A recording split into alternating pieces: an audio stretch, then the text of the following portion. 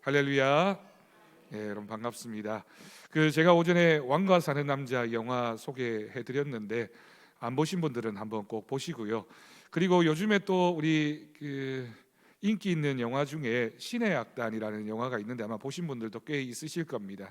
제가 그 영화관에서 상영이 다 끝나고 나면 OTT로 이제 올라오면 한번 기회를 만들어서 저희 교회에서도 한번 같이 봤으면 좋겠다, 이렇게 생각을 하고 있고 계획을 하고 있습니다.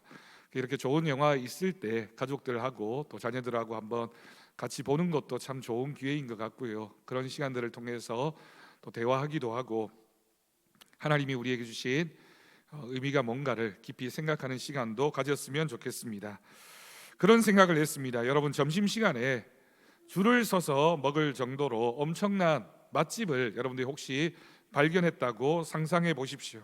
가격도 착하고 양도 많고 사장님까지 친절하고 맛도 너무 좋습니다. 심지어 그 음식을 먹었더니만 늘 자신이 소화불량으로 고생을 했는데 소화도 너무 잘 되고 너무 속도 편안한 것 같은 그런 맛집을 발견했습니다. 여러분, 어떻게 하시겠습니까? 우리가 그냥 일반적으로 그냥 동네에 가서 이렇게 식사 한 끼 하는 건 얼마든지 혼자서도 먹을 수 있겠지만 맛집이라고 하면 왠지 누군가와 함께 가고 싶은 생각이 들지 않는가요? 여러분들은 저하고 생각이 다릅니까? 맛있는 건 나 혼자 먹어야 돼, 이렇게 생각하십니까? 나만 알고 있어야지, 아무한테도 말 안 할 거야 라고 생각하는 분이 별로 없을 거라고 생각이 듭니다. 시키지 않나도 아마 만나는 사람마다 이렇게 말할 겁니다. 야, 저기 내가 아는 저 골목에 있는 또는 뭐 저 어느 동네에 있는 맛집이 정말 대박인 것 같아, 꼭 가보라고. 혹시 기회가 되면 내가 소개해 줄 테니까 나랑 같이 식사 한번 하자라고 소개하고 홍보하지 않을까요? 그런데 상대방이 만약 배가 고프지 않다고 거절해도 그럼 우리가 그런 말에 거절받았다고 해서 상처받을까요? 그렇지 않습니다. 오히려 진짜 아쉽네, 다음에는 꼭 같이 가자, 아유 너무너무 안타깝다, 같이 가면 꼭 좋을 텐데, 이런 생각으로 별로 상처받지 않고 그런 마음 품지 않을까요?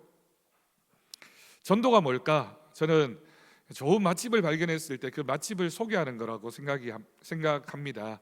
설득이나 강요가 아닙니다. 내가 만난 음식집 하나도 좋은 곳이 있으면 누군가에게 소개하고 싶은데, 내가 정말 만난 복음이나 또 예수님이 또는 내가 믿는 이 기독교라는 종교가 너무 좋으면 누군가에게 소개하고 싶은 것 당연한 마음이지 않겠습니까? 그리고 또 우리가 전도할 때 혹시 거절하거나 나는 별로 가고 싶지 않아 라고 얘기한다 하더라도 상처받지 않고 이렇게 좋은 곳인데 다른 사람에게라도 또 소개해야지, 그런 마음으로 우리가 받아들이지 않겠습니까? 여러분, 우리 교회에서 이제 우리 동네 예수 만들기라는 제목으로 특별히 이제 잡곡을 가지고 전도합시다라고 이렇게 전도할 수 있는 분들을 모아 보니까 오늘까지 15명이 신청을 했습니다. 저는 솔직히 많으면 20명은 모이지 않을까라고 생각을 했고요. 그래도 적어도 10명은 모일 거야 라고 생각을 했는데 딱 15명이 가운데 중간에 15명이 신청을 했습니다. 혹시라도 지금이라도 나도 좀 참여해야지.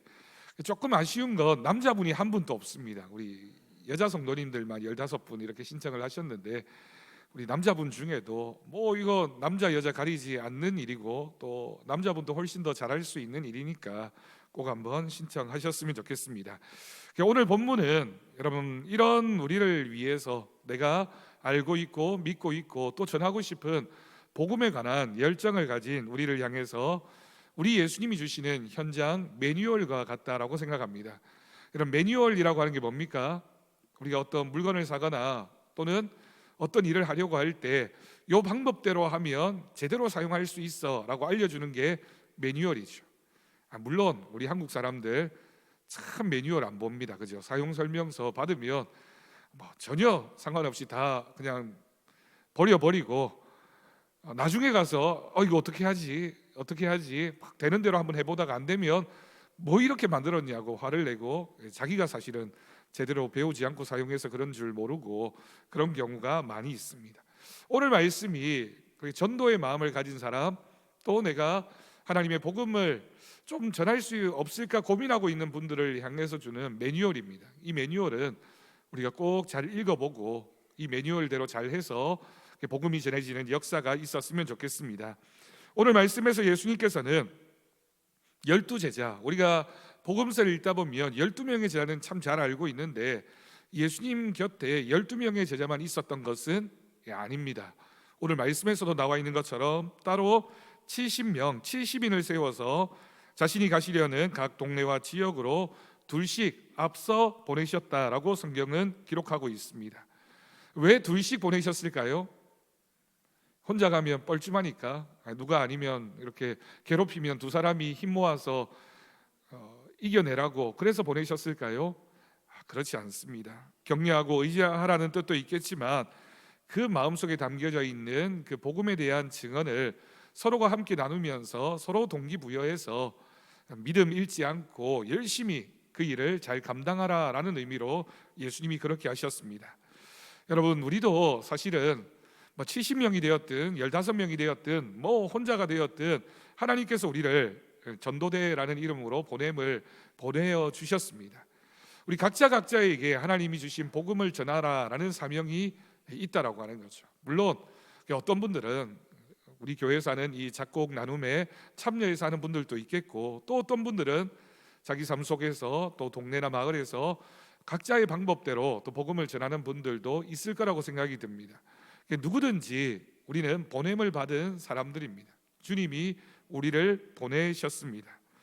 아파트라는 거대한 숲과 같은 우리 교회가 있는 이 동네만 봐도 참 아파트가 많다라고 생각이 드는데 조금 더 시내 쪽으로 가면 저는 제일 높이 살아봤던 적이 19층에 살아봤거든요.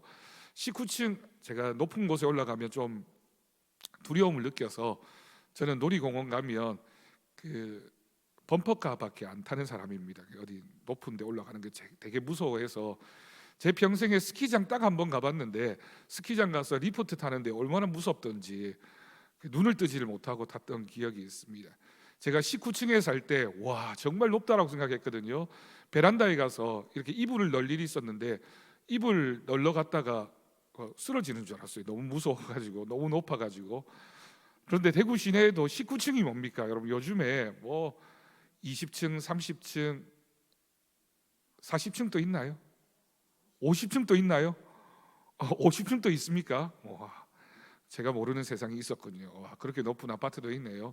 그 정도 올라가면 정말 높을 것 같은데, 그런 정말 빌딩 숲과 같은, 아파트 숲과 같은 그런 모습을 우리가 종종 발견하게 됩니다. 그런데 여러분, 한결같이 아파트에 사시는 분들이 공통적으로 얘기하는 얘기가 있습니다. 우리가 한 공간에 살잖아요. 어떤 목사님이 그런 얘기를 하시더라고요. 자기가 이렇게 아파트에 이렇게 누워가지고 곰곰이 생각해 보니까 아파트는 구조가 다 거의 똑같죠, 여러분. 이렇게 특히 이렇게 한 동의 아파트들은 구조가 똑같잖아요.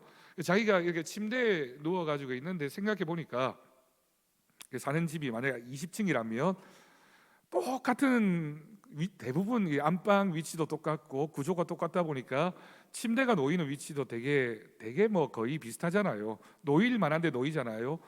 가만히 생각해 보니까 오늘 이 저녁에도 나하고 똑같이 20명이 한 3m 간격으로 똑같이 이렇게 쫙 누워 있겠구나, 이런 생각이 들더랍니다. 그렇게 생각하니까 되게 재밌더래요. 위로도 똑같이 누워 있는 사람들이 있을 거고 밑으로도 똑같이 누워 있는 사람들이 있다. 근데 여러분, 그렇게 가까이 살고 있으면, 예전 같으면 그 정도 가까이 살면 되게 친할 것 같은데 그렇지 않습니다. 저도 아파트에 살아봤지만 엘리베이터에서 만났을 때 인사하는 경우도 있지만 그렇지 않은 경우도 되게 많고요.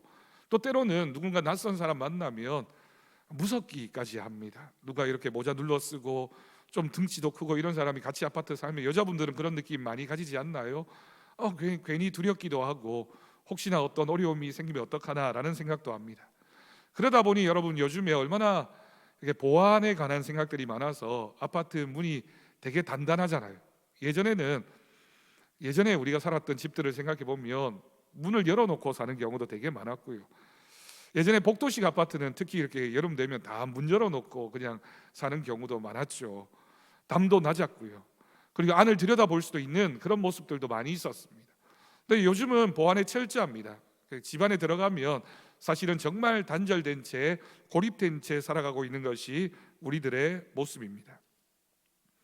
그런데 여러분, 그 집집마다, 그 가정마다 어떤 분들은 하나님을 모른 채, 생명을 모른 채 살아가고 있는 영혼들이, 하나님의 위로가 절실한 영혼들이 많이 숨어 있습니다.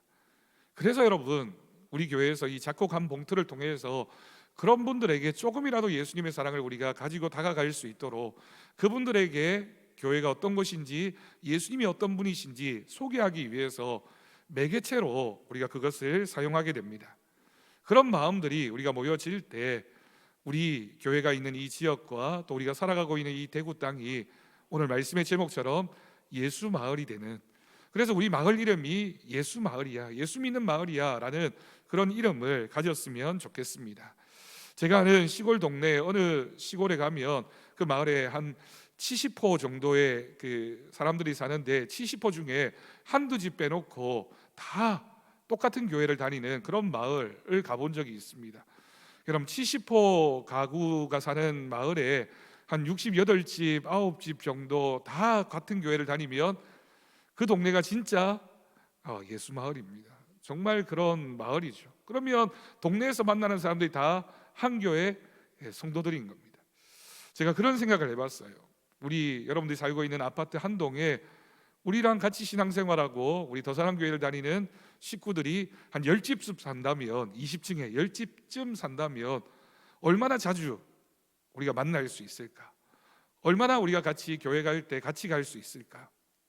혹시나 출퇴근하다가 만나도 얼마나 반가운 얼굴로 인사할 수 있을까라는 생각을 해보았습니다.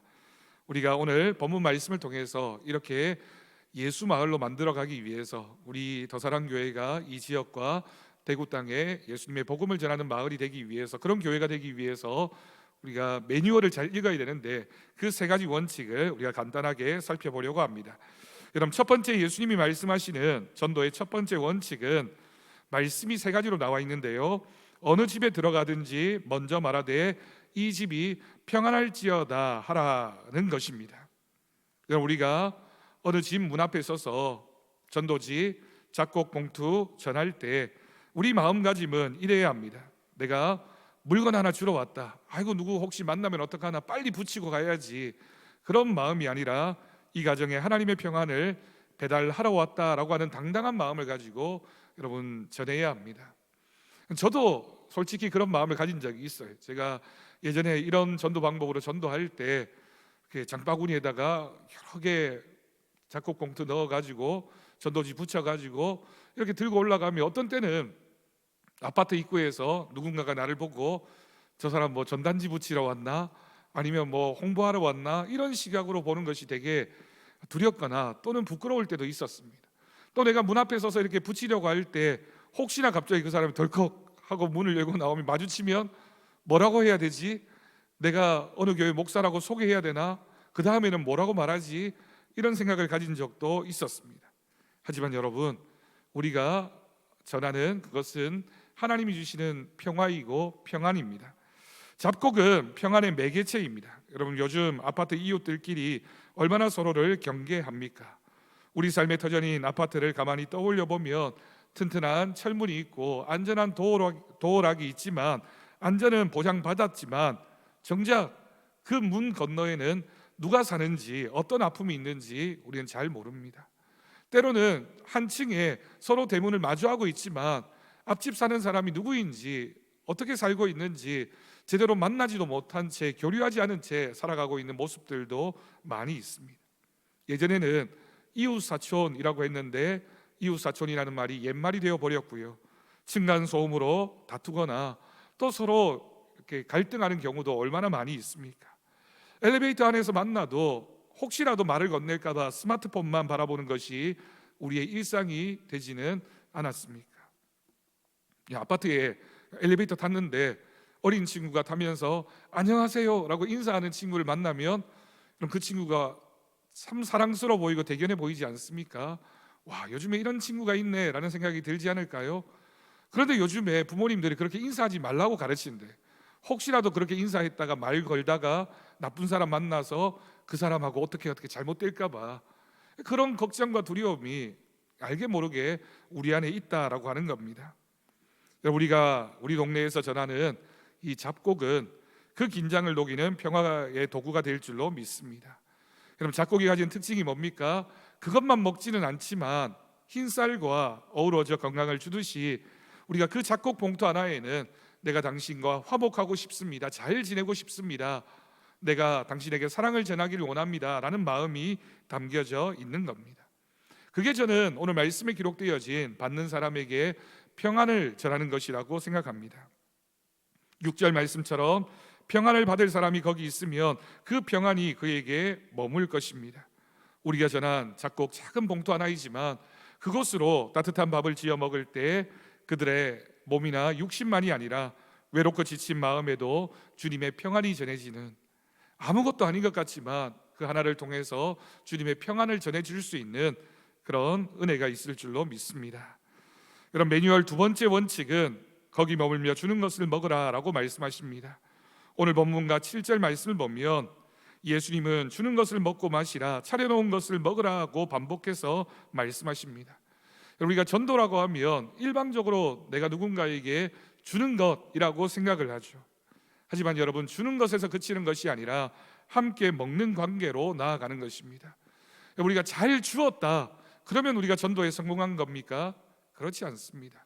그 한 영혼이 다시 나에게로 찾아와서 또는 우리 교회로 찾아와서 우리와 함께 영혼의 양식을 먹고 나누며 함께하는 관계가 되어지는 것이 결국 궁극적인 목적이라고 할 수 있습니다. 우리 교회처럼 작곡 전도로 전도하던 한 집사님의 이야기입니다. 그분이 매번 집집마다 방문할 때 대부분의 경우에 문전박대를 당하면서도 정성껏 준비한 작은 곡식 주머니를 문고리에 걸어두고 짧게 기도하고는 돌아오곤 했습니다. 그런데 어느 날 늘 화만 내던 혼자 살던 어르신 한 분이 집사님을 불러 세웠습니다. 이분이 동사무소에서 주는 양곡으로 흰 쌀로만 냄비밥을 지어 먹던 분이셨는데 이런 말씀을 하셨습니다. 당신이 두고 간 그 잡곡을 섞어서 밥을 지었는데 수십 년 만에 처음으로 누군가 나를 위해 밥을 차려주는 것 같은 그런 따뜻한 마음이 느껴졌다라고 말씀하셨습니다. 물론 밥을 직접 지은 것도 아니고요, 그냥 하나 붙여놓고 간 것인데 그거 하나 먹으면서 늘 흰 쌀밥만 먹던 분이 그거 하나에 담겨져 있는 사랑을 느끼셨다라고 하는 겁니다.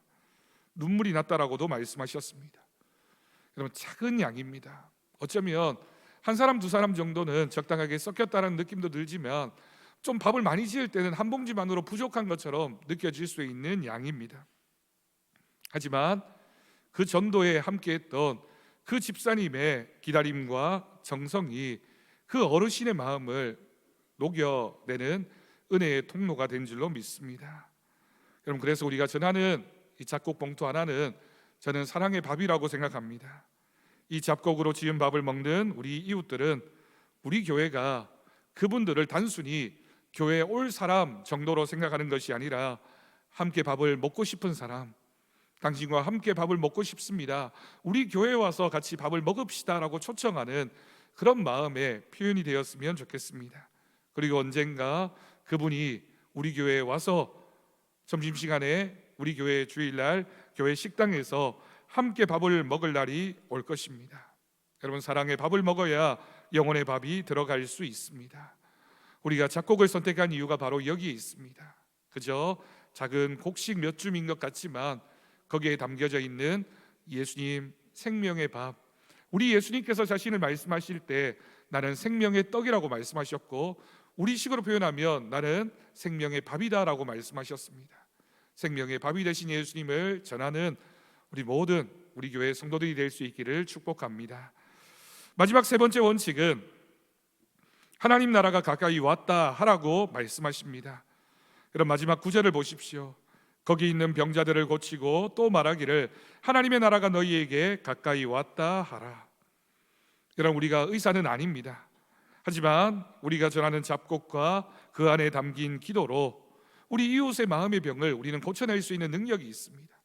주님이 우리에게 주신 능력입니다.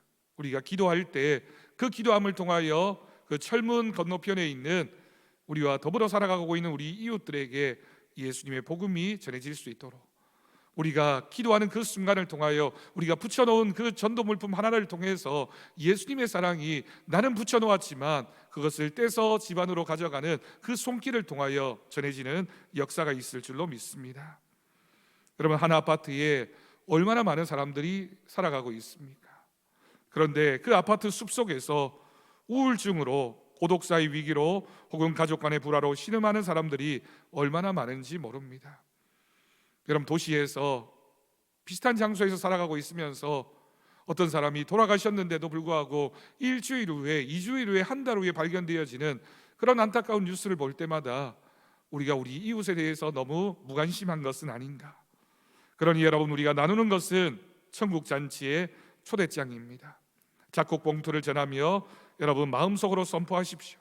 이 아파트 단지에 하나님의 나라가 임했습니다. 이 가정이 예수 마을의 일원이 될 것입니다. 하나님께서 이 가정을 사랑하셔서 나를 보내셨으니 이 가정에 언젠가 하나님의 복음이 전해질 것을 믿습니다.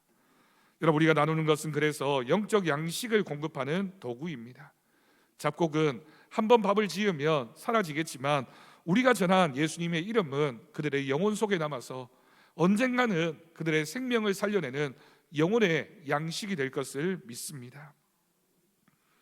오늘 우리는 누가복음의 70인 전도대처럼 하나님이 나를 선택하셔서 부르셨다라는 이 음성에, 이 말씀에 귀를 기울여야 합니다.